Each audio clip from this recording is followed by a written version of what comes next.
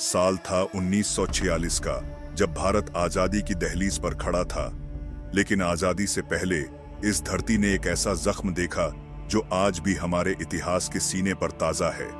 ये कहानी है बंगाल की मिट्टी की, जहां खेतों में धान नहीं बल्कि मासूमों का खून बहा, जहां इंसानियत हार गई और नफरत ने जीत का जश्न मनाया। जहां कल तक बच्चे पतंग उड़ाते थे, वहीं आज चीखें गूंज रही थीं।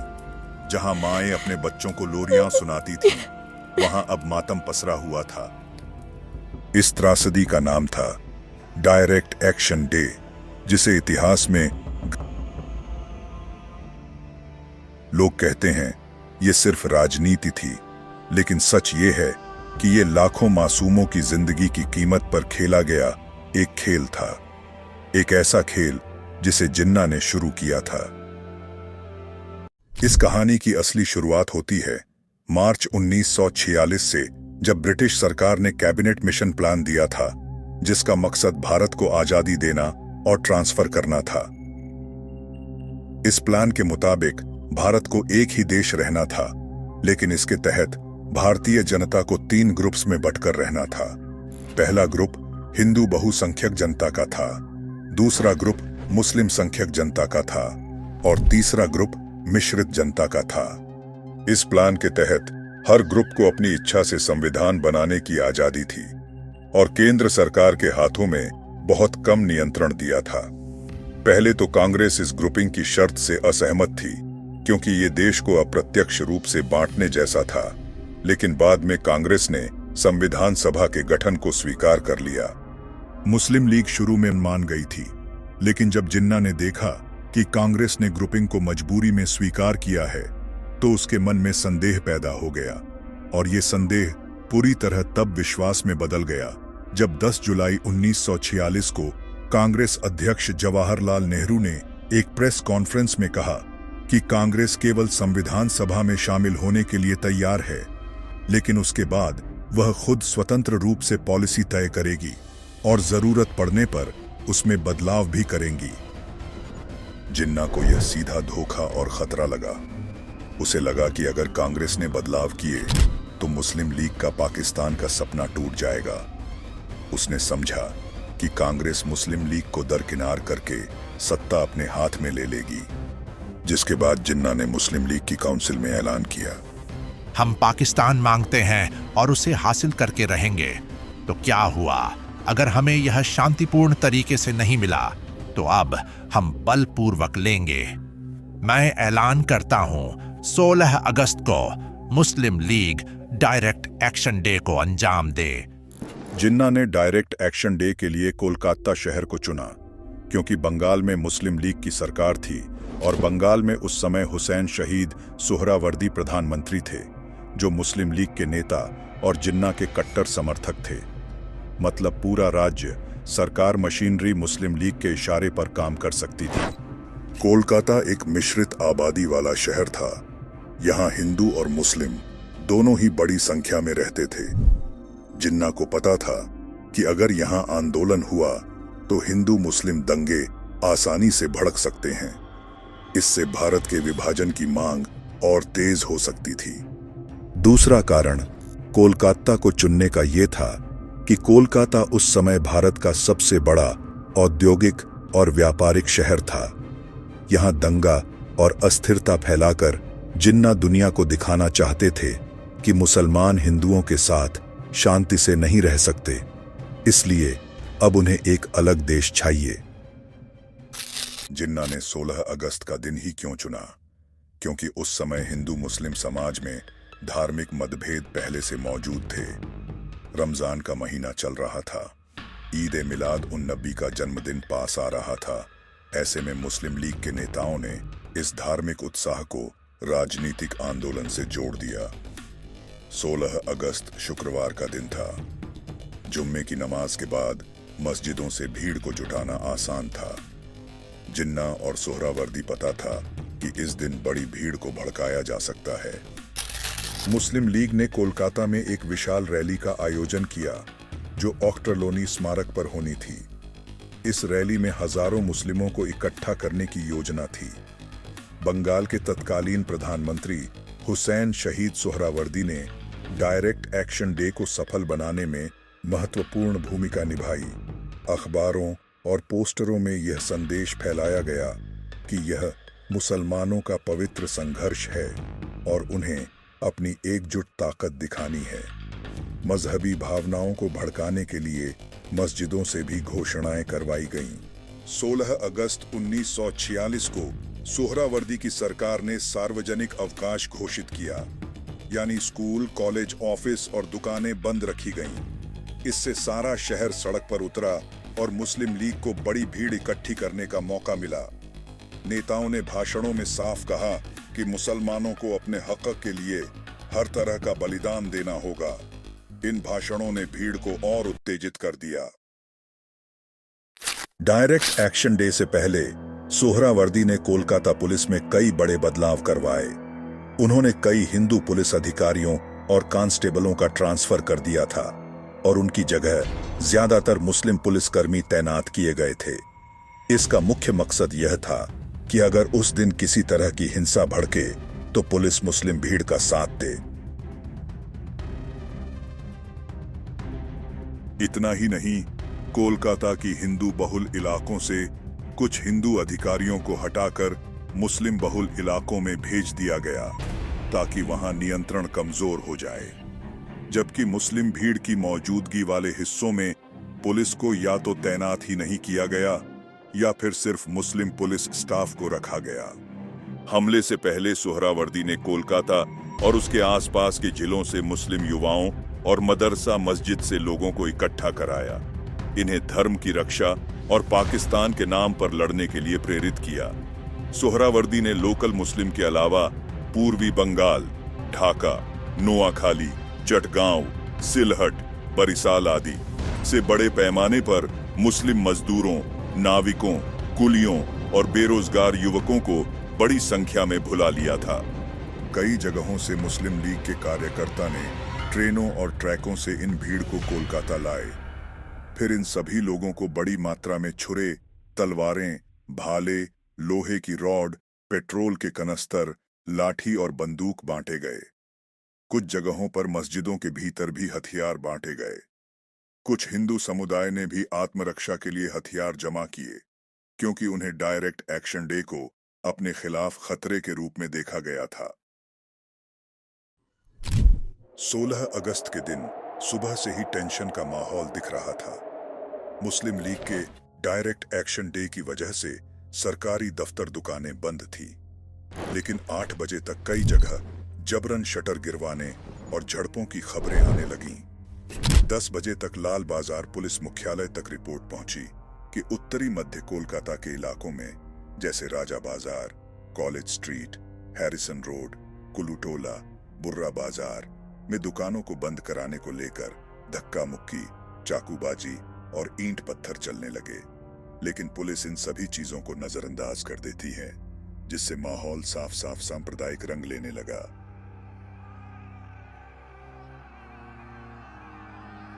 धीरे धीरे भीड़ जमा होने लगी, लाठी डंडे निकले और देखते देखते उत्तर कोलकाता दंगाई मैदान बन गया।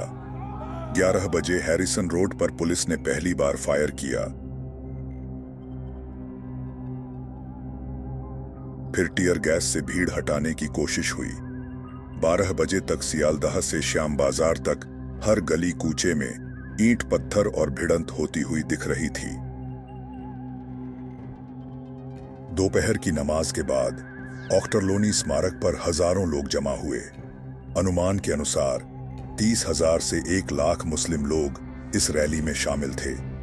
सोहरावर्दी और अन्य मुस्लिम लीग नेताओं जैसे ख्वाजा नजीमुद्दीन ने भाषण दिए।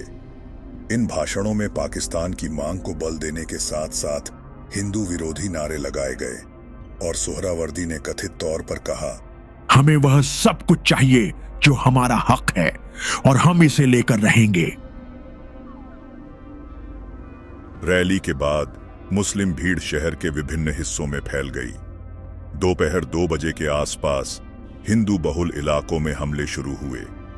राजा बाजार और बर्रा बाजार में हिंदू दुकानों पर लूटपाट और आगजनी की घटनाएं शुरू हुई। मुस्लिम भीड़ ने हिंदू दुकानों और घरों को निशाना बनाया। देखते ही देखते चाकू, तलवारें, लाठियां और पत्थरों का इस्तेमाल आम हो गया। कुछ जगहों पर पेट्रोल बम भी फेंके गए।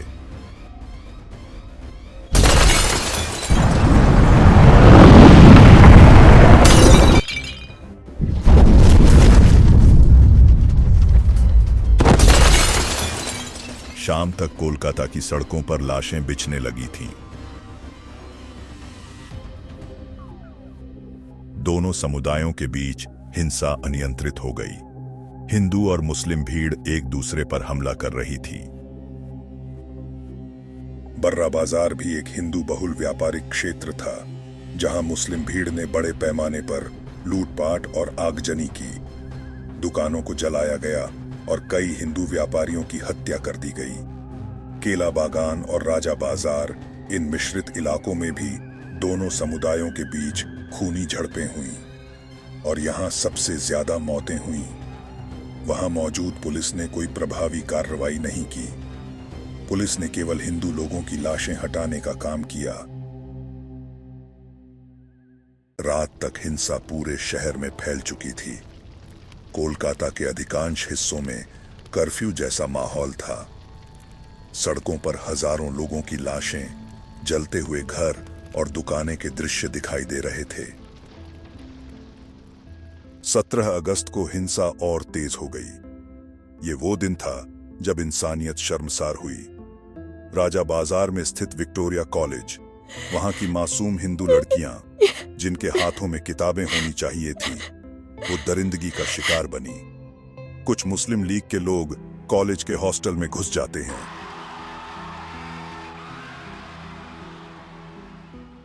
उनके बालों को पकड़कर घसीटते हैं, उनके कपड़े फाड़ते हैं और तो और ये दरिंदे जबरदस्ती कॉलेज की मासूम 4 लड़कियों को हैवानियत का शिकार बनाकर उनके बॉडीज को हॉस्टल की विंडो से बांध देते हैं।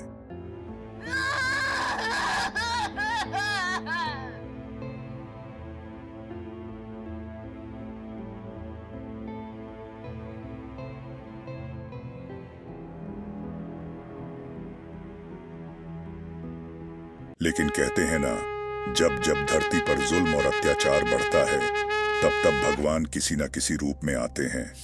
और हुआ भी बिल्कुल ऐसा ही। मुस्लिम लोगों का अत्याचार खत्म करने के लिए सामने आए गोपाल चंद्र मुखोपाध्याय, जो एक बंगाली ब्राह्मण हिंदू थे। गोपाल चंद को लोग गोपाल पाठा नाम से भी जानते हैं, क्योंकि बंगाली में बकरी को पाठा कहते हैं। ये उपनाम उन्हें इसलिए मिला क्योंकि उनका परिवार कोलकाता के स्ट्रीट पर एक मटन की दुकान चलाता था। वे खुद इस व्यवसाय को संभालते थे। सारे हिंदू भाई बहनों का बदला लूंगा, पकड़ पकड़ कर मारूंगा। और पेशे के अलावा गोपाल पाठा एक पहलवान थे और अनुशीलन समिति के सदस्य थे, जो ब्रिटिश शासन के खिलाफ सशस्त्र क्रांतिकारी गतिविधियों में शामिल एक संगठन था। वे नेताजी सुभाष चंद्र बोस के प्रशंसक थे और उनकी विचारधारा से प्रेरित थे। गोपाल पाठा ने पहले से ही भारत जटिया बाहिनी नामक एक संगठन स्थापित किया था, जो प्राकृतिक आपदाओं के दौरान राहत कार्यों के लिए बनाया गया था। इस संगठन में कई पहलवान और युवा शामिल थे। डायरेक्ट एक्शन डे के दौरान उन्होंने इस संगठन को हिंदू समुदाय की रक्षा के लिए एक सशस्त्र इकाई में बदल दिया। इस बाहिनी में 500 से 800 युवा शामिल थे, जिनमें बंगाली हिंदू, सिख, बिहारी, ओडिया और उत्तर प्रदेश के लोग शामिल थे। इसमें आर्य समाज, हिंदू महासभा और विभिन्न व्यायाम समितियों, अखाड़ों के सदस्य भी शामिल हुए। 16 और 17 अगस्त को मुस्लिम लीग के कार्यकर्ताओं और भीड़ ने कोलकाता के हिंदू बहुल इलाकों जैसे बर्रा बाजार, केला बागान और राजा बाजार में हमले किए। हिंदू पुरुषों की हत्या, महिलाओं के साथ बलात्कार और संपत्तियों को जलाने की घटनाएं हुईं। अनुमान के अनुसार इन 2 दिनों में 20,000 से ज्यादा हिंदू मारे गए और 1 लाख से ज्यादा बेघर। 17 अगस्त की रात को गोपाल पाठा को हिंदू समुदाय पर हो रहे अत्याचारों का बदला लेने का सोचा। उन्होंने अपने संगठन को एकजुट किया और 18 अगस्त से जवाबी कार्रवाई शुरू की। उन्होंने अपने लोगों को निर्देश दिया कि अगर एक हिंदू की हत्या होती है तो 10 मुस्लिमों की हत्या करो।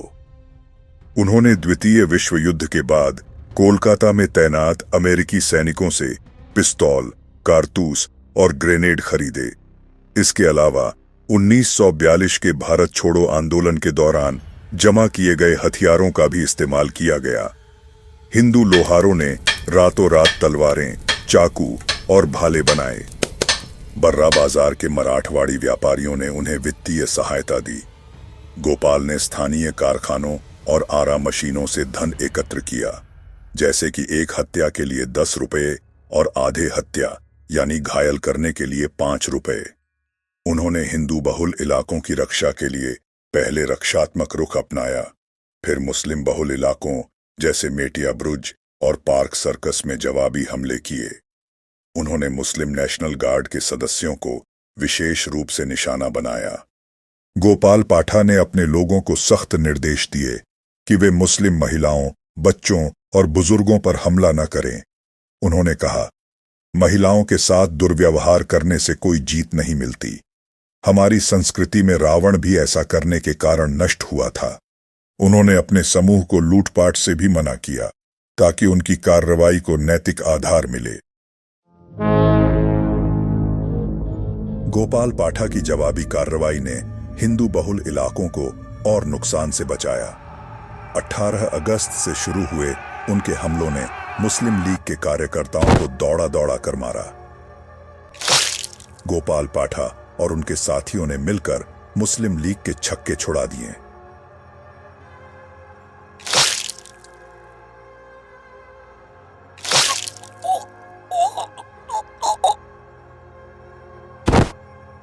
पाठा की इस साहसी कार्रवाई से मुस्लिम समुदाय के लोग डर के कारण कोलकाता छोड़कर भागने लगे। दोबारा हमारी धरती पर पैर मत रख देना, फाड़ दूंगा सबको। मुस्लिम लीग और बंगाल के मुख्यमंत्री हुसैन शहीद सोहरावर्दी की योजना थी कि कोलकाता को मुस्लिम बहुल बनाकर इसे पाकिस्तान में शामिल किया जाए, लेकिन गोपाल पाठा की अगुवाई में हिंदू प्रतिरोध ने इस योजना को विफल कर दिया। 19 अगस्त तक हिंसा कम होने लगी और 21 अगस्त को ब्रिटिश सरकार ने बंगाल में वायसराय शासन लागू कर दिया, जिससे स्थिति नियंत्रित हुई। गोपाल पाठा की कार्रवाइयों ने इस समय तक मुस्लिम लीग के आक्रामक अभियान को पूरी तरह कमजोर कर दिया था। जहां एक तरफ पूरा देश गोपाल पाठा की इस जवाबी कार्रवाई से खुश था, तो वही गांधी जी गोपाल पाठा की इस हिंसक कार्यवाही से पूरी तरह असहमत थे। गांधी जी हिंसा के बिल्कुल विरुद्ध थे, तो इसके लिए वह कोलकाता गए।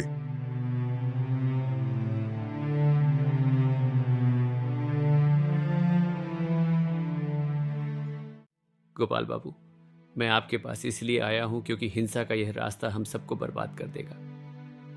कोलकाता में जो हुआ वह दिल को चीर देने वाला है, लेकिन हिंसा का जवाब हिंसा से देना गलत है। अहिंसा का रास्ता अपनाओ, अपने हथियार फेंक दो और अपने लोगों को भी समझाओ। बापू, आप यह सब देखकर भी अहिंसा की बातें कर रहे हैं? जब वे लोग, मुस्लिम लीग के लोग, हमारे मोहल्लों में आए, हमारे घर जलाए, हमारी औरतों और बच्चों को मारा, तब आप कहां थे? हमने किसी से लड़ाई नहीं की थी, लेकिन तब भी उन्होंने हम पर हमला किया। मैंने जवाबी कार्रवाई की, अपने लोगों को बचाया। ये हथियार, ये हमारी रक्षा है। मैं इन्हें नहीं फेंकूंगा। वे फिर आएंगे और मैं फिर मारूं। बेटा गोपाल, मैं तुम्हारा दर्द समझता हूं। मैंने भी यह हिंसा देखी है, लेकिन याद रखो, हिंसा से हिंसा का चक्कर कभी खत्म नहीं होता। अहिंसा ही सच्चा बल है। मैं अपने मुसलमान भाइयों को भी यही कहता हूं, शांति रखो, हमें सबको मिलकर रहना है। तुम हथियार फेंक दो, मैं गारंटी देता हूं कि मैं मुस्लिम नेताओं से बात करूंगा। यह देश जल्द ही आजाद होने वाला है, हिंसा से नहीं, अहिंसा से। अहिंसा से? और कैसी गारंटी बापू? आप मुसलमानों की तरफ ज्यादा झुके हुए लगते हैं।